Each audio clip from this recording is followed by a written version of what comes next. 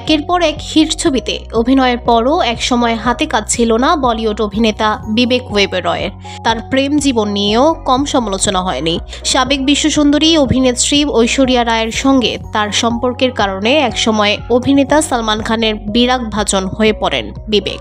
তার প্রভাব পড়ে তার অভিনয় জীবনেও।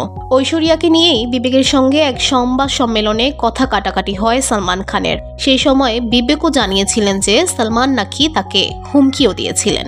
বিবেক, ঐশ্বরিয়া ও সালমানের ত্রিকোণ সম্পর্ক নিয়ে একসময় বিস্তর আলোচনা হয় ইন্ডাস্ট্রিতে। এরপর অভিনয়ের সুযোগ কমে যাওয়ায় অন্য পেশা বেছে নিতে বাধ্য হন বিবেক। সম্প্রতি ঐশ্বরিয়া ও সালমান প্রসঙ্গে বিবেক বললেন, ঈশ্বর ওদের ভালো করুন। আনন্দবাজার প্রতিবেদন সূত্রে জানা গেছে, নিত্যদিন অভিনেত্রী ঐশ্বরিয়া রায় বচ্চন ও অভিষেক বচ্চনের দাম্পত্যের খবর পাওয়া যায় নেট দুনিয়ায়। বলিপাড়ায় কানাঘুষা চলছে, বিচ্ছেদের পথে হাঁটতে চলছেন এ দম্পতি। অন্যদিকে লরেন্স বিশনোইয়ের তরফের নিত্যদিন প্রাণ নাশের হুমকি পাচ্ছেন সালমান খান। এর মাঝে এক সাক্ষাৎকারে বিবেক মন ও সম্পর্ক ভেঙে যাওয়া নিয়ে কথা বলতেই উঠে আসে ঐশ্বরিয়ার প্রসঙ্গ। তাকে জিজ্ঞেস করা হয় অভিষেকের কথা। তখন অভিনেতা বলেন, অভিষেক মানুষটা বড্ড মিষ্টি ও ভালো মানুষ। একটা সময় ইন্ডাস্ট্রিতে কাজ কমে আসতে বাধ্য হয়ে ব্যবসায় মন দেন বিবেক। সেই সময় মানতে কষ্ট হলেও বর্তমান সময়ে দাঁড়িয়ে বিবেক বলেন,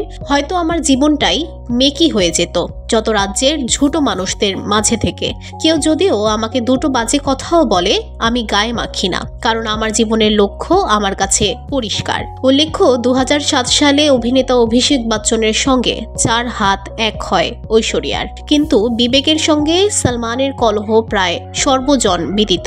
মাঝে অনেক বছর পেরিয়ে গেছে। সালমানের কাছে ক্ষমা চেয়েছেন Bibek. VOD Bangla news desk.